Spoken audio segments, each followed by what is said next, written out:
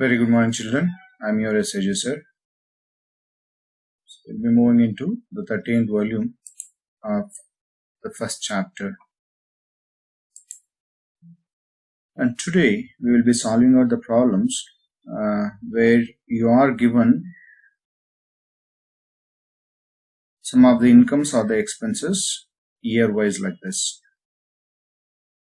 You would have noticed in the previous, say, subscriptions like this, in the previous questions what I'm saying, subscriptions, the total amount was given directly, wherein no segregation was being done year-wise.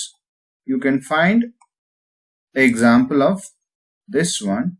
There is a segregation, say directly giving, instead of giving directly 12,500, they have segregated year-wise. How much was for the previous year, how much was for the current year, and how much was the amount received for the next year. Can you notice this? ಈ ತರ problems ನಾವೀಗ ಸದ್ಯಕ್ಕೆ ನಾವು ಇದುವರೆಗೂ ಮಾಡಿಲ್ಲ. ಈಗ ಆ ತರ ಪ್ರಾಬ್ಲಮ್ಸ್ ಮೇಲೆ ಕಾನ್ಸಂಟ್ರೇಷನ್ ಕೊಡೋಣ. So how to solve out when values are given year wise. Actually year wise, if you are given, this is more simpler as compared to the previous one. Okay, what you have to do, which is, say here in this case, clear 31/3/2011, you are asked to prepare income and expenditure account for this year and the balance sheet as on that date. Andre, you are supposed to prepare for which year? For the year 10-11, that is 1/4-10 ಇಂದ ಹಿಡಿದು 31/3/11 ವರೆಗೂ. So 1/4-10-11. So 10-11 is the current year. Aita, 10-11 is the current year. So what we have to do, we have to choose only that of the 10-11. ಈಗ ಬರೀ 10-11 the value ಮಾತ್ರ ತಗೋಬೇಕು. You should not take the outer column value. Okay, this is the thing. And the previous year and the next year values will not be taken into the income and expenditure account. ಯಾವ್ದು ತಗೋಬಾರ್ದು? previous year ಮತ್ತೆ next year the values na income and expenditure account ಅಲ್ಲಿ ತಗೋಬಾರ್ದು. ಆಯ್ತಾ? Balance sheet ಅಲ್ಲಿ ಬರುತ್ತೆ, ಅದು ಯಾವುದು ಬರೀ next year ಮಾತ್ರ ಬ್ಯಾಲೆನ್ಸ್ ಶೀಟ್ ಅಲ್ಲಿ ಬರುತ್ತೆ. ಆಯ್ತಾ? ಪ್ರೀವಿಯಸ್ ಇಯರ್ ಏನ್ ಮಾಡ್ಬೇಕು, ಈ ಪ್ರೀವಿಯಸ್ ಇಯರ್ ಇರುತ್ತಲ್ಲ ಅದನ್ನ ಇಲ್ಲಿ ಬ್ಯಾಲೆನ್ಸ್ ಶೀಟ್ ಅಲ್ಲಿ ತಗೊಂಡಿರ್ತಾರೆ, ನಾವು ಅದನ್ನ ಇಗ್ನೋರ್ ಮಾಡ್ಕೋಬೇಕು. ಆಯ್ತಾ? Understood? again I'll repeat what you have to do. ಇದಿಷ್ಟನೇ ಚೇಂಜಸ್. ಪ್ರೀವಿಯಸ್ ಇಯರ್ ವ್ಯಾಲ್ಯೂಸ್, ಈಗ ಫಾರ್ ಎಕ್ಸಾಂಪಲ್ ನೋಡಿ, ಸಬ್ಸ್ಕ್ರಿಪ್ಷನ್ ಔಟ್ಸ್ಟ್ಯಾಂಡಿಂಗ್ ಇಲ್ಲಿದೆ, ಸಬ್ಸ್ಕ್ರಿಪ್ಷನ್ಸ್ ರಿಸೀವಬಲ್ ಅಂತ ಇದೆ ನೋಡಿ, 1000 ಅಲ್ಲಿಗೆ ಮುಗೀತು, ಅದನ್ನ ಇಗ್ನೋರ್ ಮಾಡ್ಬೇಕು. ಹಾಗೆ ಸನ್ರಿ ಎಕ್ಸ್ಪೆನ್ಸಸ್ ಇಲ್ಲಿದೆ ನೋಡಿ, ಸನ್ರಿ ಎಕ್ಸ್ಪೆನ್ಸಸ್ ಪೇಯಬಲ್ 1000, ಅದೇ ಅಮೌಂಟ್ ಇಲ್ಲಿ ಪೇಮೆಂಟ್ ಮಾಡಿದೀವಿ, ಅಲ್ಲಿಗೆ ಮುಗಿದೋಯ್ತದು. ಆಯ್ತಾ? This entry is over. So you have to ignore. Then which you have to take only for the current year values. So ಹಾಗಾಗಿ ಇಲ್ಲೇನಾಗಿರುತ್ತೆ, ಈಗ ನೀವು ಯೂಶುವಲಿ ಸಬ್ಸ್ಕ್ರಿಪ್ಷನ್ಸ್ ಅಂತ ಇಲ್ಲಿ ನಾವು ಬರ್ಕೊಂತೀವಲ್ವಾ, ಸೇ ಎಕ್ಸಾಂಪಲ್ ಹಿಯರ್. ಓಕೆ, ಬರೀ ಅಡಿಷನ್ಸ್ ಅಷ್ಟೇ ಇದೆ. ಇನ್ನೊಂದು ಪ್ರಾಬ್ಲಮ್ ನೋಡೋದಾಗ ಸೇ ಇಲ್ಲಿ subscription, see here there is a deduction. ಈ ತರ ನಮ್ಗೆ ಈಗ ಏನಿರೋದಿಲ್ಲ, ಡಿಡಕ್ಷನ್ ಇರೋದಿಲ್ಲ. ಏನಿರುತ್ತೆ ಮತ್ತೆ ಬರೀ ಅಡಿಷನ್ಸ್ ಮಾತ್ರ ಇರುತ್ತೆ. ಯಾವ್ದು ಅಡಿಷನ್ಸ್? ಪ್ರೀವಿಯಸ್ ಇಯರ್ ರಿಸೀವ್ ಮಾಡ್ಕೊಂಡಿರೋದು, ಆಮೇಲೆ ಕರೆಂಟ್ ಇಯರ್ಲಿ ಔಟ್ಸ್ಟ್ಯಾಂಡಿಂಗ್ ಇರೋ ಅಮೌಂಟ್ಸ್, ಇವು ಮಾತ್ರ ನಮ್ಗೆ ಏನಿರುತ್ತೆ, ಅಡಿಷನ್ಸ್ ಇರುತ್ತೆ. ಅವು ಬಿಟ್ರೆ ಬೇರೆ ಯಾವುದು ಇರೋದಿಲ್ಲ. ಸೊ ಅಡಿಷನ್ಸ್ ಇರುತ್ತೆ, ಡಿಡಕ್ಷನ್ಸ್ ಇರೋದಿಲ್ಲ. ಯಾವಾಗ? ಇಯರ್ ವೈಸ್ ಕೊಟ್ಟಾಗ. Okay, that is the simplest one. And next what you have to do, the next year values what you have to do ಅಂತಂದ್ರೆ, ನೆಕ್ಸ್ಟ್ ಇಯರ್ ವ್ಯಾಲ್ಯೂಸ್ ನ ನೀವು 100% you have to take into the closing balance sheet. ಆಯ್ತಾ? ಅದನ್ನ ಹೇಳ್ತೀನಿ ನಾನು ಯಾವ ರೀತಿ ತಗೋಬೇಕಾಗತ್ತೆ ಅಂತ. ಓಕೆನಾ? So we'll go for this problem. Now I hope you can find the difference. Okay, ಈ ತರದ್ದು ಕೊಟ್ಟಾಗ you should be little careful. ಯಾವ ರೀತಿ ತಗೋಬೇಕು ಅನ್ನೋದನ್ನ ನಿಮ್ಗೆ ಗೊತ್ತಾಗಬೇಕು. ಈ ಒಂದು ಪ್ರಾಬ್ಲಮ್ ನೋಡಿದ್ರೆ ಆಟೋಮೆಟಿಕ್ ನಿಮ್ಗೆ ಅರ್ಥ ಆಗ್ತಾ ಹೋಗುತ್ತೆ.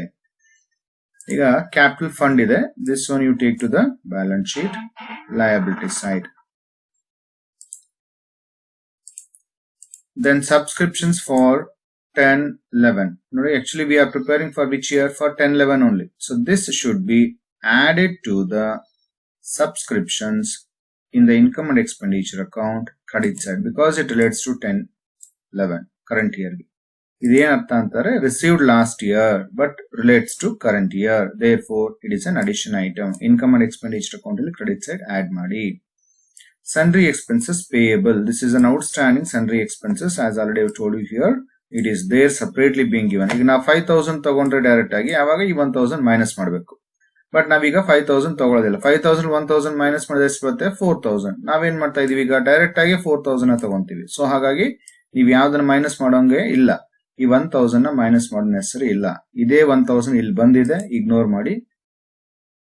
Then bank loan, this will go to the liabilities only on under the head others. Other liabilities ಅಂತ ತಗೊಂತೀವಲ್ಲ ಅಲ್ಲಿ ಬ್ಯಾಂಕ್ ಲೋನ್ ನ ತಗೊಳ್ಳಿ ಆಯ್ತಲ್ಲ. Asset side buildings fixed asset, ಅದು ಫರ್ನಿಚರ್ ಫಿಕ್ಸ್ಡ್ ಅಸೆಟ್ಸ್, ಇವೆರಡೂ ಕ್ಯಾಪಿಟಲ್ ಆಯ್ತಾ. ಹಾಗಾಗಿ ನೀವೆಲ್ಲಿ ತಗೋಬೇಕಾಗತ್ತೆ? ಬ್ಯಾಲೆನ್ಸ್ ಶೀಟ್ ಅಲ್ಲಿ ಅಸೆಟ್ ಸೈಡ್ ತಗೋಬೇಕಾಗತ್ತೆ. ಆಮೇಲೆ ಸಬ್ಸ್ಕ್ರಿಪ್ಷನ್ಸ್ ರಿಸೀವಬಲ್, ಇದು ಅಷ್ಟೇ. ಈಗ ಈಗ ಸೇ ಇಲ್ಲಿ 1000 ಸಪರೇಟ್ ಆಗಿ ಕೊಟ್ಟಿದ್ದಾನೆ ಆಯ್ತಾ. ಯಾವುದು ಇದು? Relates to previous year. ಹಾಗಾಗಿ ಅದನ್ನ ಇಗ್ನೋರ್ ಮಾಡಿ ಆಯ್ತಾ. Because we are going to take only 10,000 directly. Okay, ಈಗ ಇವೆಲ್ಲ ಕೊಡ್ದಿರಾ ಬರೀ 12,500 ಕೊಟ್ಟಾಗ ನಾವು ಅವಾಗ ಏನ್ ಮಾಡ್ಬೇಕು? ಈ 12,500 ಅಲ್ಲಿ ಯಾವ್ದಿದೆ? ಈ 1000 ಇದೆ ಅಂತ ನಾವು ಮೈನಸ್ ಮಾಡ್ತಾ ಇದ್ವಿ. ಈಗ ಆ ತರ ನೆಸರಿ ಇಲ್ಲ, because you are given year wise separately. So ignore this item, previous year ಆಯ್ತಾ. Then rent receivable. ಈಗ ರೆಂಟ್ ರಿಸೀವಬಲ್ ಇದೆ, ಇದು ಆಯ್ತಾ. Rent is income here. ಈ 3000 ಅಲ್ಲಿ ಈ ಅಮೌಂಟ್ ಇದೆ ಅಂತ ಅರ್ಥ. ಸೊ ಅದನ್ನ 400 ನ ಮೈನಸ್ ಮಾಡ್ಕೋಬೇಕಾಗತ್ತೆ. ಅದಕ್ಕೆ ನಾನು ಅದನ್ನ ರೆಡ್ ಕಲರ್ ಅಲ್ಲಿ ಕೊಟ್ಟಿದ್ದೀನಿ. So you have to deduct from 3000. Furniture as I told you already will be taken to the balance sheet. Cash ಬಂದು ಆಯ್ತಾ ಇಲ್ಲಿದೆ ಈಗಾಗಲೇ 5000. ಸೊ ಇಗ್ನೋರ್ ಮಾಡಿ ಅದನ್ನು. ಈಗ ಸಬ್ಸ್ಕ್ರಿಪ್ಷನ್ಸ್ ಅಲ್ಲಿ you have to take only that of 1011 in the income and expenditure account credit side. This amount you ignore, already I told you. But that of 1112 ಅಂದ್ರೆ received for next year ಅಂತ. ಇದು normally ಎಲ್ಲಿ ಕೊಡ್ತಾ ಇದ್ದ ನಮ್ಗೆ ಅಂದ್ರೆ adjustments ಇಲ್ಲಿ ಕೊಡ್ತಾ ಇದ್ದ. ಏನಂತ ಕೊಡ್ತಾ ಇದ್ದ? Subscriptions received in advance for next year ಅಂತ ಕೊಡ್ತಾ ಇದ್ದ. ನಾವು ಅದನ್ನ ಏನ್ ಮಾಡ್ತಾ ಇದ್ವಿ? ಇನ್ಕಮ್ ಅಂಡ್ ಎಕ್ಸ್ಪೆಂಡಿಚರ್ ಅಕೌಂಟ್ ಅಲ್ಲಿ ಕ್ರೆಡಿಟ್ ಸೈಡ್ ಮೈನಸ್ ಮಾಡ್ತಾ ಇದ್ವಿ, ಮತ್ತೆ ಬ್ಯಾಲೆನ್ಸ್ ಶೀಟ್ ಅಲ್ಲಿ ಲಯಬಿಲಿಟಿ ಸೈಡ್ ತಗೊಂತಾ ಇದ್ವಿ. ಈಗ ಬರೀ ಇದು ಒಂದು ಎಂಟ್ರಿ ಅಷ್ಟೇ ಬರುತ್ತೆ. ಎಲ್ಲಿ? ಬ್ಯಾಲೆನ್ಸ್ ಶೀಟ್ ಅಲ್ಲಿ ಲಯಬಿಲಿಟಿ ಸೈಡ್ ತಗೊಳ್ಳಿ. ಯಾಕೆಂದ್ರೆ ಇಲ್ಲಿ ಅಡ್ಜಸ್ಟ್ಮೆಂಟ್ಸ್ ಅಲ್ಲಿ ಅದನ್ನ ಕೊಟ್ಟಿಲ್ಲ. ಗೊತ್ತಾಗ್ತಾ ಇದೆಯಲ್ಲ? Take on liability side of a balance sheet. One entry, there ends the matter. Entrance fees. So in this, always you have to see the adjustment I have been telling you for entrance fees and the depreciation. So 50% of the entrance fees received to be capitalized antane. So idralli 300 na income and expenditure account alli tagoli, inna 300 na balance sheet ge tagoli. Rent, income and expenditure account credit side. Sale of old newspapers, income and expenditure account credit side. This also I&E credit side. And ಇವೆಲ್ಲನು revenue incomes. ಆಮೇಲೆ payment side sundry expenses that of 910 ignore. Okay, because that is already shown here. ಅದರಲ್ಲಿ 1000 separate ಆಗಿ ತೋರಿಸ್ತಾ ಇರೋದ್ರಿಂದ ignore ಮಾಡಿ ಅದನ್ನ. 1011 you take in the income and expenditure account debit side. Then staff salaries also income and expenditure account debit side. Newspapers purchase or subscriptions to newspapers, ಇದು ಅಷ್ಟೇ income and expenditure account debit side. ಇಲ್ಲಿ ನೋಡಿ, ಇದು ಹೊಸ item for you. Bank loan paid ಅಂತ ಕೊಡ್ತಾ ಇದ್ದಾನೆ ಆಯ್ತಾ. ಏನರ್ಥ? ಈಗ 8000 rupees ಇದೆ. ಆ 8000 ಅಲ್ಲಿ ಬ್ಯಾಂಕ್ ಲೋನ್ ನ ರೀಪೇಮೆಂಟ್ ಮಾಡಿದ್ದಾರೆ. ಎಷ್ಟು? 6000. ಸೊ ಏನ್ ಮಾಡ್ಬೇಕು ಅಂದ್ರೆ ಇದನ್ನ ಇನ್ಕಮ್ ಅಂಡ್ ಎಕ್ಸ್ಪೆಂಡಿಚರ್ ಅಕೌಂಟ್ ಅಲ್ಲ, ಸಾರಿ ಬ್ಯಾಲೆನ್ಸ್ ಶೀಟ್ ಅಲ್ಲಿ ತಗೋಬೇಕು. ಈಗಾಗಲೇ ಹೇಳ್ದೆ 8000 ನೀವೆಲ್ಲಿ ತೋರಿಸ್ಬೇಕು ಅಂತಂದ್ರೆ ಈ 8000 you have to show on liability side. ಅದನ್ನ ಇನ್ನರ್ ಕಾಲಮ್ ಅಲ್ಲಿ ತಗೊಂಡು ಲೆಸ್ ರೀಪೇಯ್ಡ್ 6000 ಮೈನಸ್ ಮಾಡಿ, ಇನ್ನ ಬ್ಯಾಲೆನ್ಸ್ 2000 ಔಟರ್ ಕಾಲಮ್ ತಗೊಳ್ಳಿ. ಓಕೆ, ಇದು very very special item. Normally ಇಲ್ಲಿ ಪೇಮೆಂಟ್ ಸೈಡ್ ಕೊಡುವಂತ ಐಟಮ್ಸ್ ನಾವು ಎಲ್ಲಿ ತಗೊಂತೀವಿ? either we take in the income and expenditure account debit side or balance sheet asset side ತಗೊಂತೀವಿ. ಗೊತ್ತಾಗ್ತಾ ಇದೆಯಲ್ಲ? ಆದ್ರೆ ಇದು special item. when any loan is being repaid you have to deduct from the respective item itself. ಆಯ್ತಾ? ಇದು ಹೇಗೆ ಅಂತಂದ್ರೆ, ಈಗ for example ಕೆಲವು ಪ್ರಾಬ್ಲಮ್ಸ್ ನಾನು ಹೇಳಿದ್ದೆ. ಟೂರ್ನಮೆಂಟ್ ಫಂಡ್ ಕೊಟ್ಟು ಟೂರ್ನಮೆಂಟ್ ಫಂಡ್ ಎಕ್ಸ್ಪೆನ್ಸಸ್ ಕೊಟ್ಟಿದ್ರೆ ಅವಾಗ ಟೂರ್ನಮೆಂಟ್ ಫಂಡ್ ಇಂದಾನೆ ಟೂರ್ನಮೆಂಟ್ ಎಕ್ಸ್ಪೆನ್ಸಸ್ ಡಿಡಕ್ಟ್ ಮಾಡ್ಕೊಂತೀವಿ. ಅದೇ ರೀತಿ ಅದೆಲ್ಲಿ ತಗೊಂತೀವಿ? Balance sheet liability side. Okay, so is the case here. Refund is there. 8000 minus 6000 you have to show in the balance sheet itself, liability side. Sports equipments and closing balance ಇವೆರಡನ್ನು balance sheet ಅಲ್ಲಿ asset side ಬರ್ಕೊಳ್ಳಿ. Subscriptions outstanding. Now all these adjustments will be taken in two places. ಇದು outstanding income. ಇದು outstanding income ನ ನಿಮಗೆ ಗೊತ್ತಿದೆ ಎಲ್ಲಿ ತಗೋಬೇಕು? ಇನ್ಕಮ್ ಅಂಡ್ ಎಕ್ಸ್ಪೆಂಡಿಚರ್ ಅಕೌಂಟ್ ಅಲ್ಲಿ ಕ್ರೆಡಿಟ್ ಸೈಡ್ ಆಡ್ ಮಾಡ್ಕೊಳ್ಳಿ. balance sheet ಅಲ್ಲಿ asset side ಬರೀರಿ. Income and expenditure account credit side add, balance sheet asset side. Staff salary outstanding.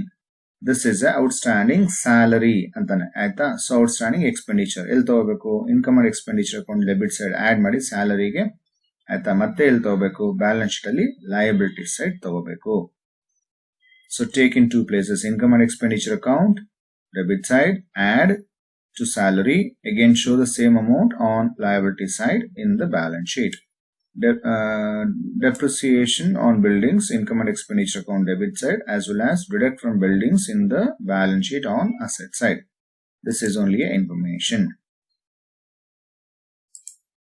Well, let us start with the answer. So go for the format. I'm just lines. Take the lines. First, you can start with the debit side item. Start with the subscriptions.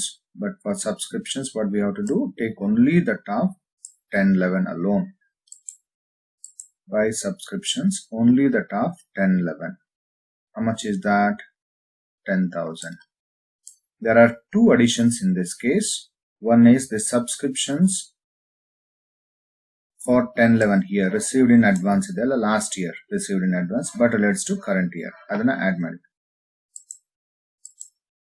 500 received last year, but for which year? For the current year 1011, where it is given opening balance sheet ಕೊಟ್ಟರು ಅಂತ. ಆಮೇಲೆ adjustments ಅಲ್ಲಿ ಇದೆ ನೋಡಿ, outstanding subscriptions 800, ಇದನ್ನು add ಮಾಡಿ. That total take to outer column. Illi this is what I said, when you are given year wise separate ಆಗಿ ಕೊಟ್ಟಾಗ ನಿಮಗೆ 100% ಏನಿರುತ್ತೆ, ಬರೀ ಅಡಿಷನ್ ಐಟಮ್ಸ್ ಇರುತ್ತೆ, ಡಿಡಕ್ಷನ್ಸ್ ಐಟಮ್ಸ್ ಬರೋದಿಲ್ಲ ಆಯ್ತಲ್ಲ. ಇದು after subscriptions you have entrance fees, but entrance fees ಗೆ ಅಡ್ಜಸ್ಟ್ಮೆಂಟ್ ಇದೆ. Half the entrance fees to be capitalised ಅಂತಾನೆ. ಸೊ 600 ಅಲ್ಲಿ ಹಾಫ್ ಅಮೌಂಟ್ 300 ಮಾತ್ರ ಬರ್ಕೊಳ್ಳಿ. After entrance fees, you have a rent 3000, but there is an adjustment for this rent ಗೆ. ಇಲ್ಲಿದೆ ನೋಡಿ, rent receivable 400 ಇದೆ ಆಯ್ತಾ. ಅಂದ್ರೆ ಈಗ ಈ 3000 ಏನ್ ರಿಸೀವ್ ಮಾಡ್ಕೊಂಡಿದ್ದಾರೆ ಅದರಲ್ಲಿ 400 rupees ಇದೆ ಅಂದ್ರೆ, ಬಟ್ 400 ಯಾವ ಇಯರ್ ಗೆ ರಿಲೇಟೆಡ್? ಅದು ಪ್ರೀವಿಯಸ್ ಇಯರ್ ಗೆ ರಿಲೇಟೆಡ್. ಹಾಗಾಗಿ ಅದನ್ನ ಮೈನಸ್ ಮಾಡಬೇಕು.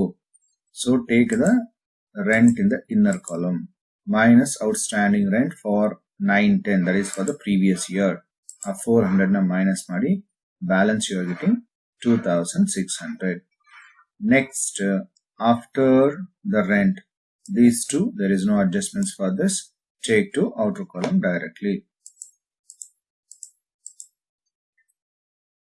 So which are over the receipt side, that is a receipt side, I mean to say incomes are over. Now come to the payment side. Illi sundry expenses ide, but sundry expenses you have to take only the top which year 1011 ಅಷ್ಟೇನೆ, ಬೇರೆ ಯಾವುದು adjustments ಇಲ್ಲ. So take two sundry expenses that of 1011 alone 4000. Next ಯಾವ್ದಿದೆ ನಿಮ್ಗೆ? ಇಲ್ಲಿ staff salary ಇದೆ 5000, ಅದು red mark ಅಲ್ಲಿ ಮಾಡಿದೀನಿ ಯಾಕೆಂದ್ರೆ ಇಲ್ಲಿ ಅಡ್ಜಸ್ಟ್ಮೆಂಟ್ ಇದೆ 500 ನ, ಇದನ್ನ ಆಡ್ ಮಾಡ್ಕೋಬೇಕಾಗುತ್ತೆ to this 5000. So take staff salaries, add outstanding salary for the current year, outer column 5500. Then subscriptions to newspapers, this is also expenditure 2000, take on debit side. So illi credit side kotra items astene. Then what you have to do, come to the adjustments. In this adjustments you can find there is depreciation further, so take that, depreciation on buildings 2000. That's all. So inna bere yavadu illa aita, illi yavadu bittilla, clear I think. So find the totals. Total amount is 20,700. So difference you are getting 7,200. Consider that as excess of income over expenditure, that is a surplus. So next you can go for a balance sheet. You're aware, on in the balance sheet, the liability side, you start always with the capital, opening capital fund you take 39,900, that is the amount of capital fund given in the balance sheet. Opening balance sheet 39,900 ಕೊಟ್ಟಿದ್ದಾರೆ. ಅದನ್ನ inner column ಬರ್ಕೊಳ್ಳಿ. ಇದಕ್ಕೆ add half the entrance fees. Entrance fees ಅಲ್ಲಿ ಇದೆ ನೋಡಿ, ಇಲ್ಲಿ ನೋಡ್ಕೊಂಡ್ ಬನ್ನಿ. ಎಂಟ್ರೆನ್ಸ್ ಫೀಸ್ 600 ಅಲ್ಲಿ ಹಾಫ್ ಅಮೌಂಟ್ ಅದನ್ನ ಆಡ್ ಮಾಡಿ. Again add the surplus 7,200. ಇವಿಷ್ಟೇನೆ, ಬೇರೆ ಯಾವುದು ಇಲ್ಲ ಅಲ್ಲಿ. ಲೈಕ್ ಲೈಫ್ ಮೆಂಬರ್ಶಿಪ್ ಫೀಸ್ ಇರ್ಬೋದು, donations, nothing is there. So take that total out of all. Next others ಅಂತ ತಗೊಳ್ಳಿ. ಅದರ್ಸ್ ಅಲ್ಲಿ ಇಲ್ಲಿ ನೋಡಿ, ಇದರಲ್ಲಿ ಬ್ಯಾಂಕ್ ಲೋನ್ ಇದೆ 8,000. ಸೊ ಅದನ್ನ ಬ್ಯಾಂಕ್ ಲೋನ್ ಅಂತ ತಗೊಳ್ಳಿ. But be careful. ಯಾಕೆ ಇದನ್ನ ನಾನು ಬೋಲ್ಡ್ ಲೆಟರ್ ಕೊಟ್ಟಿದ್ದೀನಿ, ಒಂದು ರೆಡ್ ಕಲರ್ ಅಲ್ಲಿ ಕೊಟ್ಟಿದ್ದೀನಿ ಅಂತಂದ್ರೆ, ಓಕೆ ಇಲ್ಲಿ ಕೊಟ್ಟಿಲ್ಲ, ಇಲ್ಲಿ ಕೊಟ್ಟಿದ್ದೀನಿ. Bank loan paid 6,000. ಸೊ ಅದನ್ನ ಯು ಹ್ಯಾವ್ ಟು ಡಿಡಕ್ಟ್, ಅದು important. So minus prepaid 6,000 balance out of column. So again ಈಗ ಓಪನಿಂಗ್ ಬ್ಯಾಲೆನ್ಸ್ ಶೀಟ್ ಕಂಪ್ಲೀಟ್ ಆಯ್ತು. Come to the receipt side. ಈಗ ರೆಸಿಟ್ ಸೈಡ್ ನೋಡ್ಕೊಂಡ್ ಬರ್ಬೇಕು. ಬಿ ಕೇರ್ಫುಲ್ ಹಿಯರ್, ಇದನ್ನ ಮರ್ತೋಗ್ಬಿಡ್ತೀವಿ ನಾವು, ಆಯ್ತಾ. 11-12 ನೆಕ್ಸ್ಟ್ ಇಯರ್ ಗೆ ರಿಸೀವ್ ಮಾಡ್ಕೊಂಡಿರೋದು. It is received in advance, like how here it is being entered. You can find here subscriptions for 10-11 ಇದು liability side ತೋರಿಸಿದ್ದಾರೆ. ಹಾಗೆ ಸಬ್ಸ್ಕ್ರಿಪ್ಷನ್ ಫಾರ್ 11-12 ಆಯ್ತಾ, ಅದನ್ನ ನೀವು ಲಯಬಿಲಿಟಿ ಸೈಡ್ ತೋರಿಸಬೇಕು. ಸೊ ರೆಸಿಟ್ ಸೈಡ್ ಅಷ್ಟೇನೆ. Come to the adjustments here. ಇಲ್ಲಿ outstanding salary ಇದೆ, ಇದನ್ನ ಎಂಟ್ರಿ ಮಾಡಿ. That's all. Liability side. Come to asset side, starting with the buildings. Inner column toward you can depreciation ಇದೆ. Minus depreciation 2,000. Balance 33,000 outer column. Next, after the buildings, you have to take furniture 8,000. No adjustment. So take to outer column 8,000. Then this cash don't take. Already these items are adjusted. Payment side. Sports equipments ತಗೊಳ್ಳಿ. Balance carried on, that's a closing cash 3,500. So payment side complete ಆಯ್ತು, ಆಯ್ತಾ. ಇಲ್ಲೂ ಅಷ್ಟೇ, ಈ ತರ ಯಾವ್ದಾದ್ರು expenses ಕೊಟ್ಟಿದ್ರೆ for next year 11-12, ಈಗ ಸನ್ರಿ ಎಕ್ಸ್ಪೆನ್ಸಸ್ 11-12 ಕೊಟ್ಟಿದ್ದಾನೆ ಅಂತ ಇಟ್ಕೊಳ್ಳಿ. ಅದರ ಅರ್ಥ ಏನು ಅಂತಂದ್ರೆ ಎಕ್ಸ್ಪೆನ್ಸಸ್ ಪೇಯ್ಡ್ ಇನ್ ಅಡ್ವಾನ್ಸ್ ಅಂತ ಅರ್ಥ. ಅದು ಎಲ್ಲಿ ಬರುತ್ತೆ? That will come on asset side. Any prepaid expenses will come on asset side. Okay. ಈಗ ನೆಕ್ಸ್ಟ್ ಇಲ್ಲಿ ಔಟ್ಸ್ಟ್ಯಾಂಡಿಂಗ್ ಸಬ್ಸ್ಕ್ರಿಪ್ಷನ್ ಇದೆ, ಇದು ಅಸೆಟ್ ಸೈಡ್ ಬರ್ಕೊಳ್ಳಿ. That's all. Find the total 51,800. I mean 400 total OVT. Okay. ಅರ್ಥ ಆಯ್ತು ಅನ್ಸುತ್ತೆ.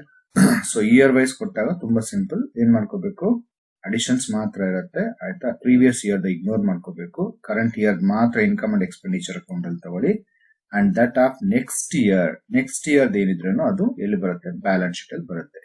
ಅದು ಇನ್ಕಮ್ಸ್ ರಿಸೀವ್ಡ್ ಇನ್ ಅಡ್ವಾನ್ಸ್ ಆಗಿತ್ತು ಅಂದ್ರೆ ಲಯಬಿಲಿಟಿ ಸೈಡ್ ಬರುತ್ತೆ.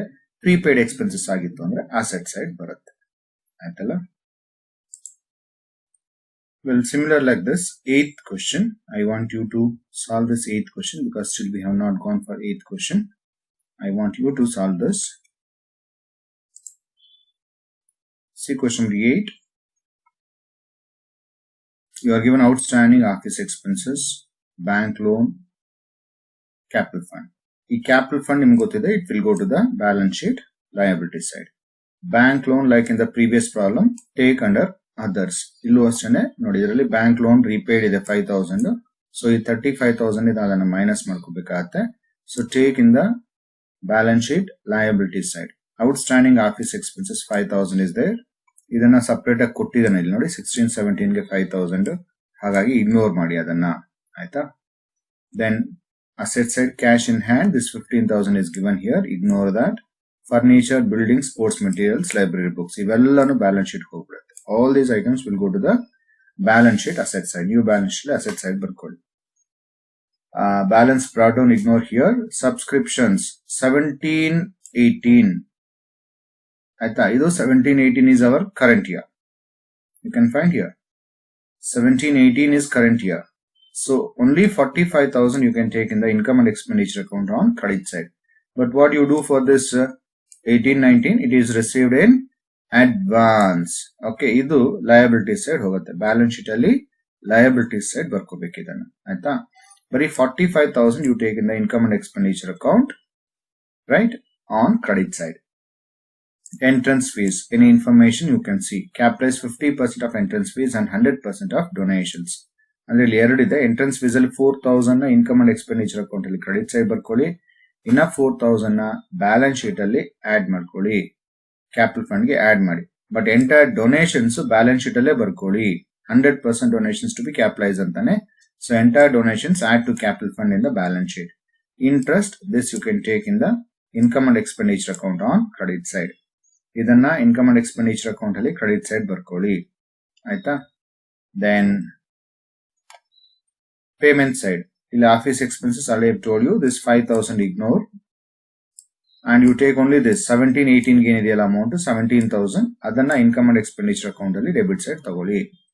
Printing, postage, salary, ಇವೆರಡೂನು revenue expenditure. Income and expenditure account ಅಲ್ಲಿ ಡೆಬಿಟ್ ಸೈಡ್ ತಗೊಳ್ಳಿ. ಸಬ್ಸ್ಕ್ರಿಪ್ಷನ್ಸ್ ಟು ನ್ಯೂಸ್ ಪೇಪರ್ಸ್, ಇದು ಅಷ್ಟೇ income and expenditure account debit side ತಗೊಳ್ಳಿ. Purchase of books, you are aware, books ಇಲ್ಲಿದೆ ಅಲ್ಲ ಅಮೌಂಟ್ 30,000 ಗೆ ಇದನ್ನ ಆಡ್ ಮಾಡಿ income and expenditure balance sheet ಅಲ್ಲಿ ಅಸೆಟ್ ಸೈಡ್ ಬರ್ಕೊಳ್ಳಿ. Because books is a capital expenditure. Add to books, so 30 plus 10 ಆಗುತ್ತೆ, ಅಲ್ಲಿ 40,000 you can take in the balance sheet asset side. Then bank loan repaid, already have told you this, you have to deduct from the 35,000 here. ಆಯ್ತಾ, ಇಲ್ಲಿದೆ ಅಲ್ಲ ಆ 35,000 ಇದನ್ನ minus ಮಾಡಬೇಕು. Balance sheet ಅಲ್ಲಿ liabilities side ತೋರಿಸಿ ಅದನ್ನ. Subscriptions to newspaper, already have told you this will be taken to the income and expenditure account debit side. This balance carried on will be taken in the balance sheet asset side. Then coming to adjustments, subscriptions outstanding, this is for current year. ಈ amount ಗೆ add ಮಾಡ್ಕೊಳ್ಳಿ. ಯಾವ amount ಗೆ 45,000 ಗೆ ಇದನ್ನ add ಮಾಡ್ಕೋಬೇಕು. One entry income and expenditure account credit side addition one entry. Again balance sheet ಅಲ್ಲಿ ಎಲ್ಲಿ ತಗೋಬೇಕು ಇದನ್ನ, ಬ್ಯಾಲೆನ್ಸ್ ಶೀಟ್ ಅಲ್ಲಿ ಅಸೆಟ್ ಸೈಡ್ ಬರ್ಕೋಬೇಕಾಗತ್ತೆ. Next salary prepaid, it is not outstanding, be careful. Previous problem outstanding ಅಂತ ಕೊಟ್ಟಿದ್ದ, ಇಲ್ಲಿ ಪ್ರೀಪೇಯ್ಡ್ ಅಂತ ಕೊಟ್ಟಿದ್ದಾನೆ. So all prepaid expenses treated in a different way. ಏನಿದನ್ನ ಮೈನಸ್ ಮಾಡ್ಕೊಳ್ಳಿ, ಯಾಕಂದ್ರೆ ಇದು ಪೇಡ್ ಇನ್ ಅಡ್ವಾನ್ಸ್ ಅಂತ ನೆಕ್ಸ್ಟ್ ಇಯರ್ ಗೆ ಪೇಮೆಂಟ್ ಮಾಡುವಂತದ್ದು. ಈ ಸ್ಯಾಲರಿ ಅಮೌಂಟ್ ಇದೆಲ್ಲ ಇಲ್ಲಿ ಎಷ್ಟಿದೆ, ಇದು ಸ್ಯಾಲರಿ 25,000 ಇದೆ. ಈಗ 25,000 ಅಲ್ಲಿ 2,500 should be deducted. Income and expenditure account debit side minus, that is the first entry.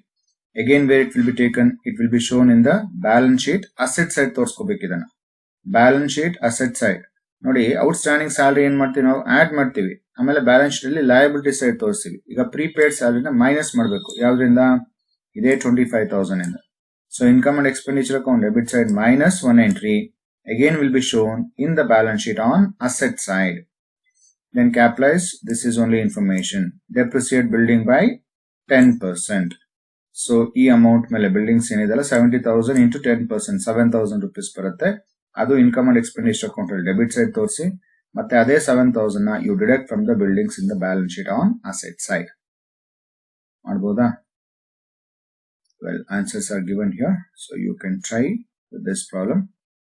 The balance we shall see next class. Thank you.